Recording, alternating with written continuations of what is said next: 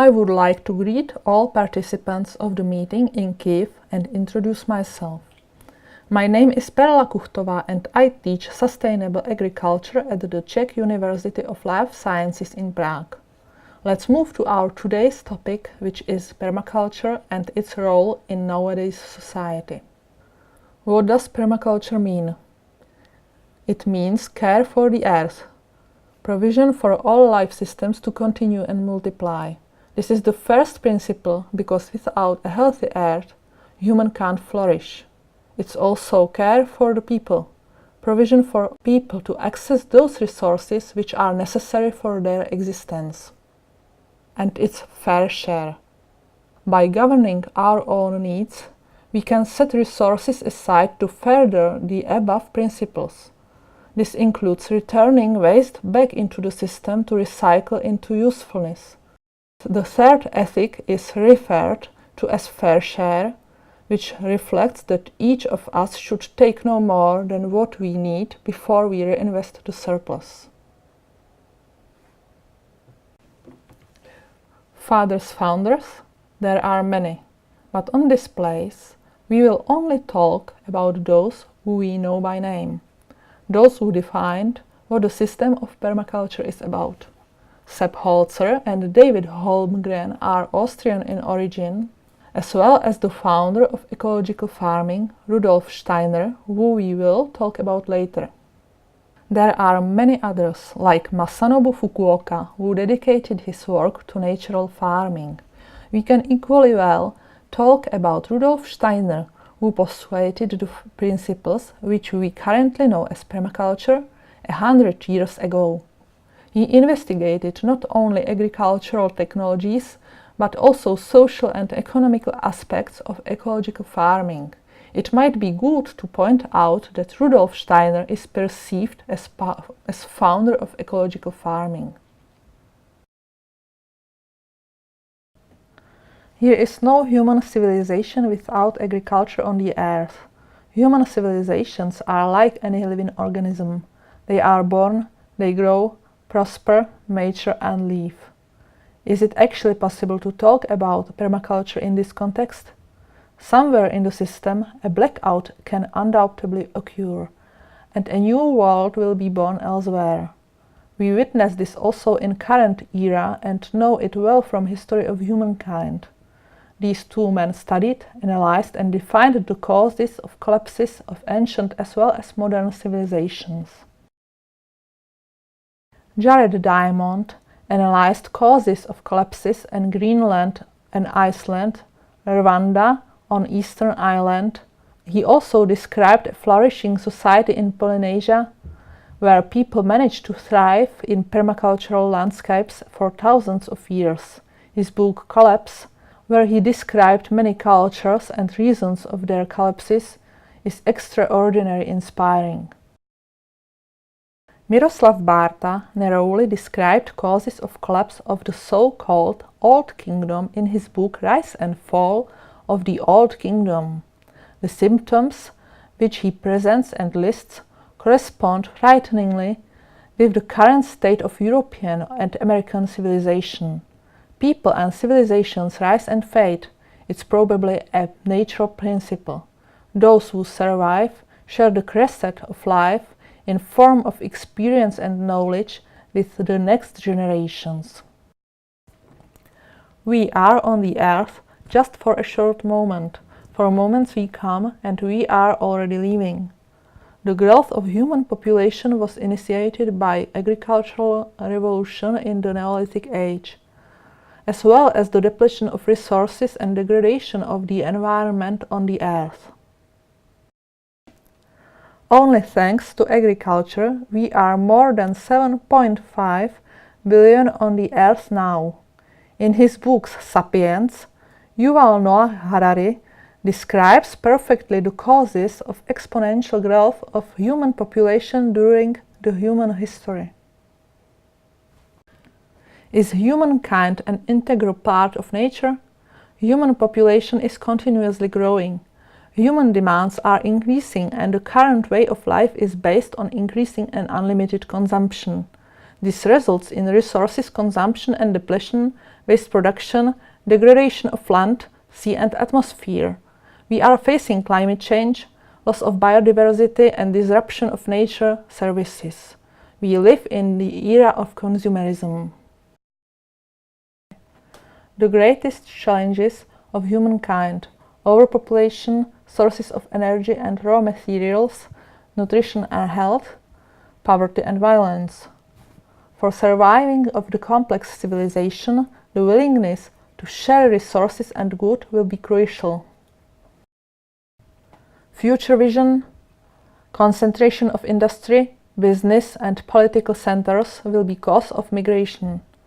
UN findings presume that by 2030, 2/3 of entire human population will live in cities.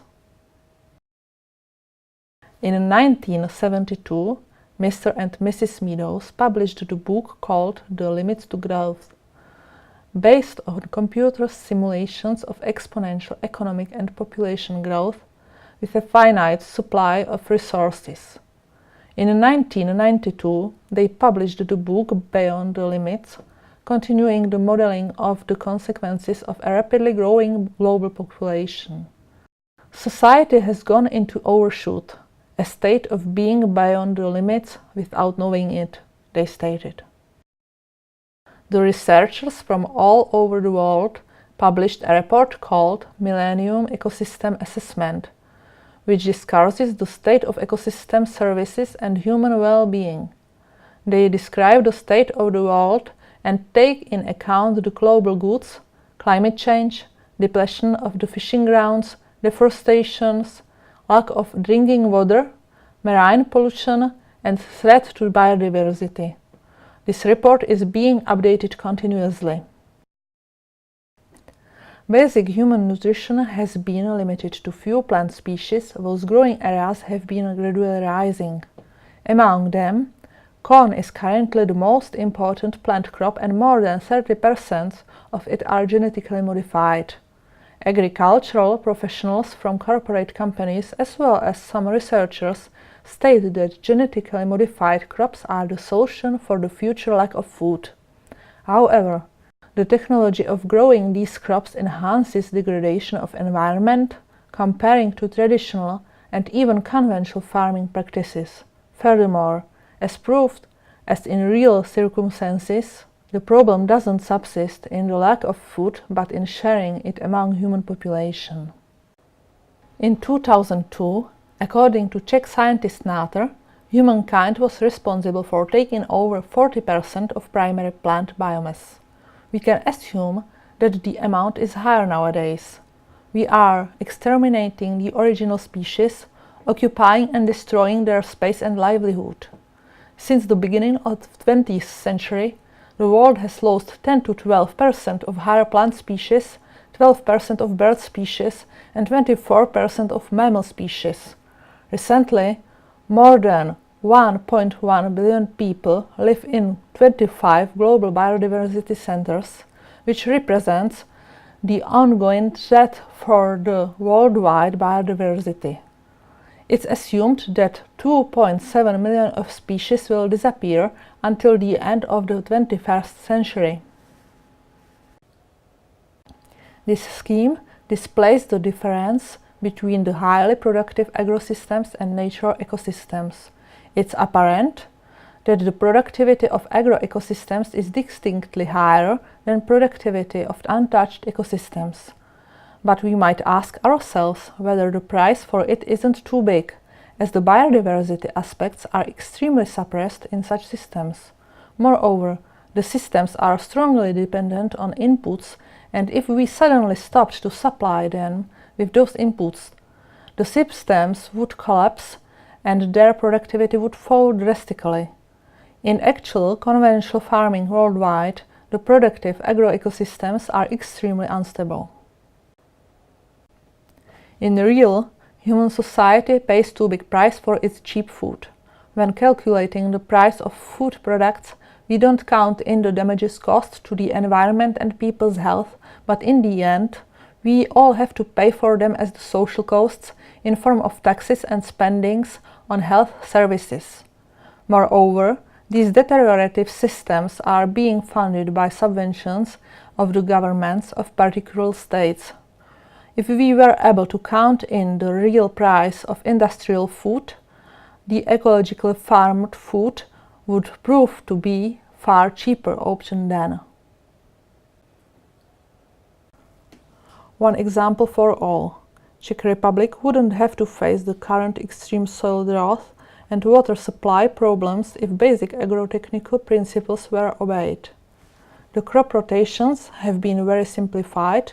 They are under the dictates of the invisible hand of the market, which is moreover deformed by the state policy, as we can see each year when canola fields are blooming. As a result, Czech soils critically lack in organic matter. They aren't able to retain rainfalls and they also undergo severe erosions. The next two slides summarize the sins of conventional agriculture according to Urban and Charapatka and their book Ecological Agriculture in Praxis, which has been published in 2006. On this place, we leave you to contemplate silently about the list. The conventional agricultural practice causes huge environmental damages as well as animal abuse and harming of public health. Current concept of conventional agriculture detracts the status of the farmer's profession. It's unsustainable and sooner or later it will lead to the collapse. One tragedy for all. See the gradually drying up Aral Sea as the result of intense cotton growing in the former Soviet Union. Are we able to change ourselves? Is the human civilization able of changing its consumption habits massively on the systemic level? The recent demographic progress implies that the population growth even in the developing countries declines and stabilizes. But this can't satisfy. The other important condition is to stop escalating consumption demands not only in those countries but worldwide and eventually reducing them. Is humankind able to step off their achieved standards? Is there 5 billion people more on this planet than bearable, as the former agent FBI and later investigative journalist Rupert feared? He was afraid of the consequences and impacts on the human population if the conventional agriculture collapsed. Are the preppers right when preparing for fight for survival? When they are building self-sustaining forts and forests and in countryside and setting up survival communities, could the Gaia theory, as stated by the scientist James Lovelock in the 70s of the past century, proved to be right? The organic farming is based on a well-balanced agro-ecosystem corresponding with the natural ecosystem. The nature is understood as the coherent complex with its inner value. Permaculture means permacultural farming. According to permacultural designer Tammy Turner, permaculture design is an ecocentric, holistic design approach. In opposite, conventional farming is an egocentric, fragmentary design approach. All permaculture designers should learn about the permacultural principles in situ, in real permacultural gardens. Let's look into few practical applications of the permaculture. Here you can see the exemplary sustainable family farm designed by Sepp Holzer in Krameterhof, with plant and mushroom growing, animal and fish farming in their natural conditions of permacultural farm. Sepp Holzer has shared his knowledge with farmers in Greece or Ukraine. He also helped to bring back life into an arid meadow in Portuguese Tamera within just few years. His work applies landscape engineering and deep knowledge of natural principles. His colleague David Holmgren similarly realized the project Meliodora and participates in many other projects in Australia. Another practical application is permacultural house called EARTHSHIP in the United States, designed by Michael Reynolds, so-called architect of waste. This house is self-sustaining.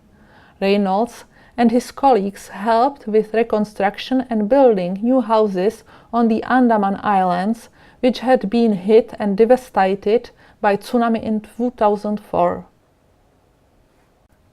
One of the fastly developing practical applications of permaculture approach is agroforestry. It develops favorable microclimate for grown crops, is natural refuge for animals and protects soil from degradation and drying up. This especially matters in a recent era and ongoing climate change.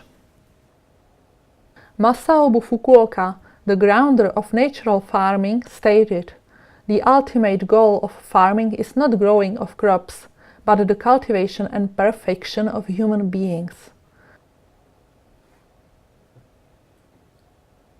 Thank you for the attention.